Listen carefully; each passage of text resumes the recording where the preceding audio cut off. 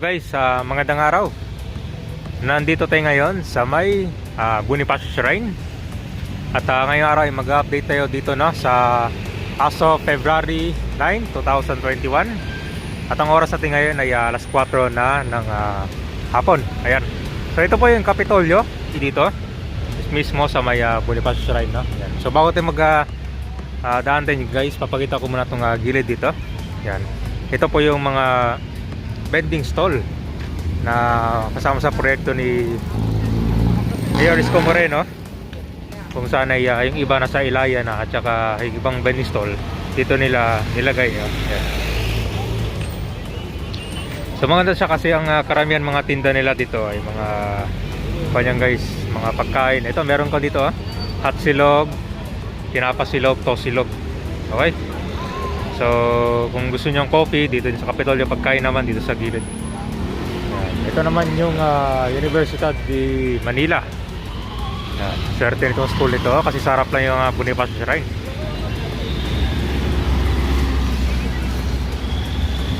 So yung mga gustong pumasyal dito, ito po yung Kapitolyo. Yan guys, 8 to 5, 8 to 9 PM yata ang kuha nito, ang kuha nila, operating hours. Ito naman yung public CR. Yan o.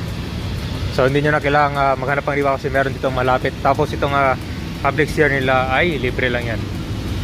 And SJD Coffee. Ito yung sa loob kabayan na.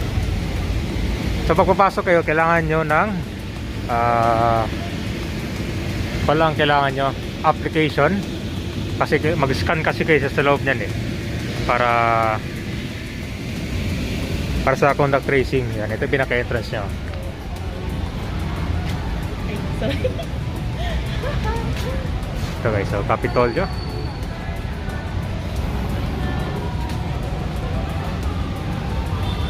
So guys, bago papasok dito, yan, mag-scan kayo dyan para sa contact tracing. Ito lang yung pinaka-loob nya.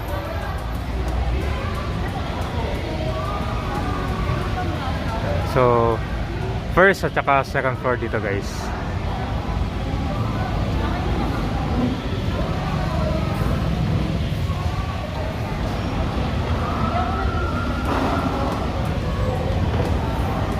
Ganda oh.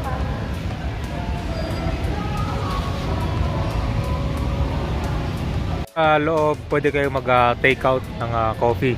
Dito naman sa labas ng inyong pwesto. Yan, so sa ngayon kasi umuulan kaya basa. Yan, ganda. Grabe, dati itong pwesto na to puro timbakan ng mga kwan lang to, mga vendors kabayan ha. Yan, ganda no. So instant Instagrammable at saka tourist area. Ito naman yung sa kwan guys na Bonifacio Shrine mismo. Yan.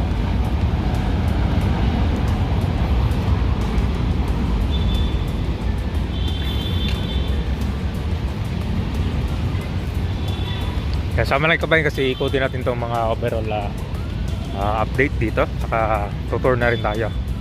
Ito pala naging ito meron silang fountain. Yan, libre yan from Maynilad. Tapos dito pala sikat, ito marami naglalaro ng chess dito sa Canberyan.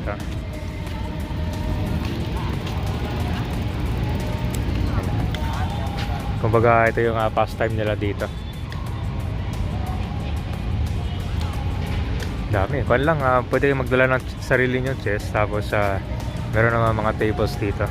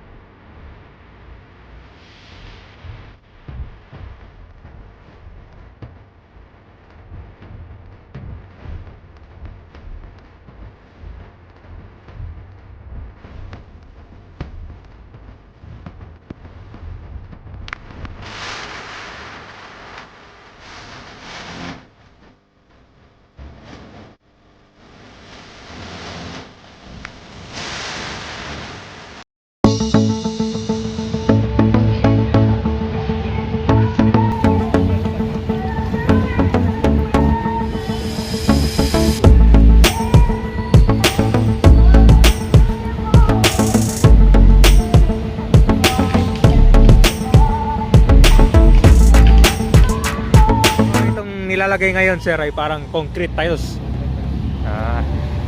Gawa siya sa Ewan ko lang po, di ko lang, parang gawang simento lang po siguro. Parang simento lang, no? Hindi naman siya tiles na talagang pambahay eh. Pero kasi pang-tapos. Bali itong tiles ilalagay nyo sir, lahat to hanggang dito? Pati hanggang sa loob lang doon. Pero yung sa loob dyan, wala na. Okay.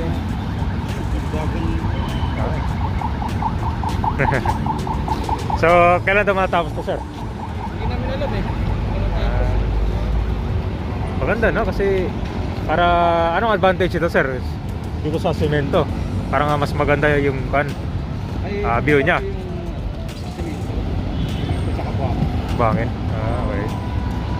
Kasi Pero kasi buhangin lang nilalagay eh. buhangin lang. Hindi wala maraming pakubak. Mas maganda po kasi may simento buhangin. Okay, para mas madikit siya, no? Semento muna tapos yung tiles.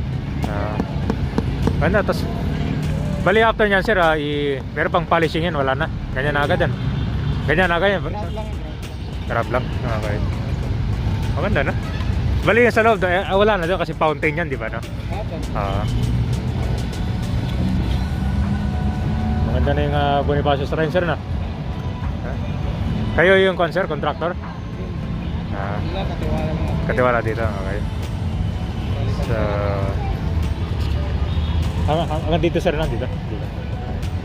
So ito kabayan, ito mga tiles na makikita nyo, abot din siya dito hanggang doon, no? Kita nyo yung mga upo dyan. Ang ganda, no? So hindi lang sa ganito makikita natin guys. Yan, tiles.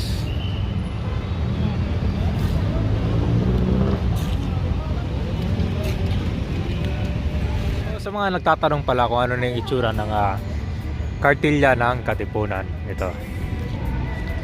So yung mga letters niya guys, parang nilagyan siya ng kulay gold, no? Para mas mababasa na siya. Yan. Ito, bagong linis din itong KKK na yan. Kaya pansin nyo ito. So instant con pala to.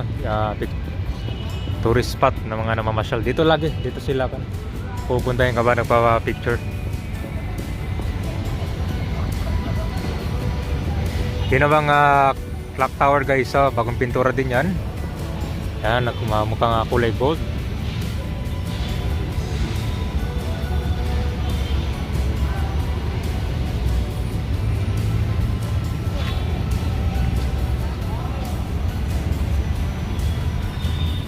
Yung control room ng dancing fountain.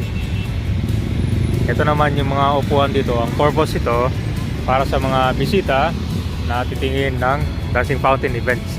Usually nagsisimula ito 6:30 ng hapon. Ayun guys, so tingnan nyo gano'ng kadami yung mga pumipila ng mga kanyayan dyan, ng mga jeep. Putang Quiapo, Manila.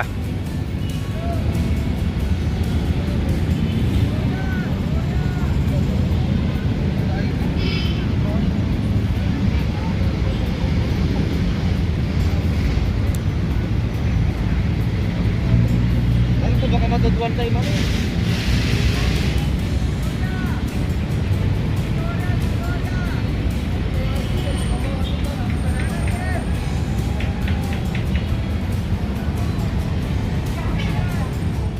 Ito naman yung underpass dito malapit sa may Lagos Nilan.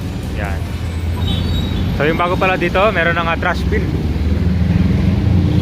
Ayun, pasala natin kabayan, ha. So meron siyang CCTV dito sa guys.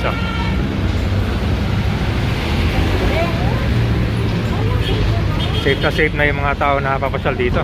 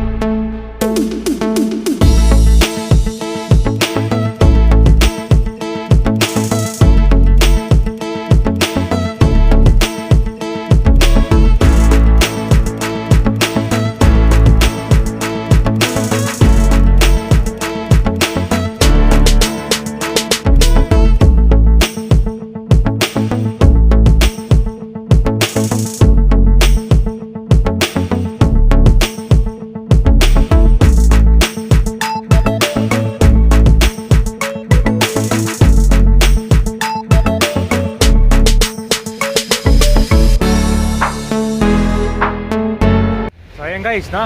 Ito po yung center area ng Loton. Ay, sa pala, Lagos-Nilad Underpass.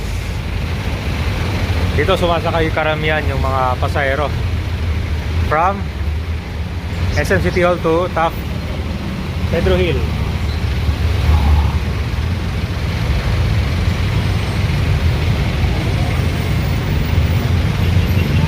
Ito meron nga CCTV din dito sa taas, ah. Dalawa.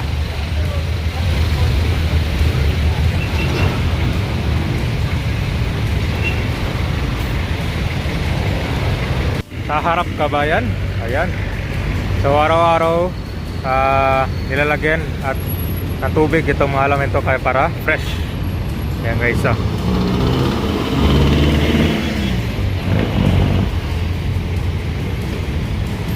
Ito palang Lagos Nilad dito, bagong pintura din siya.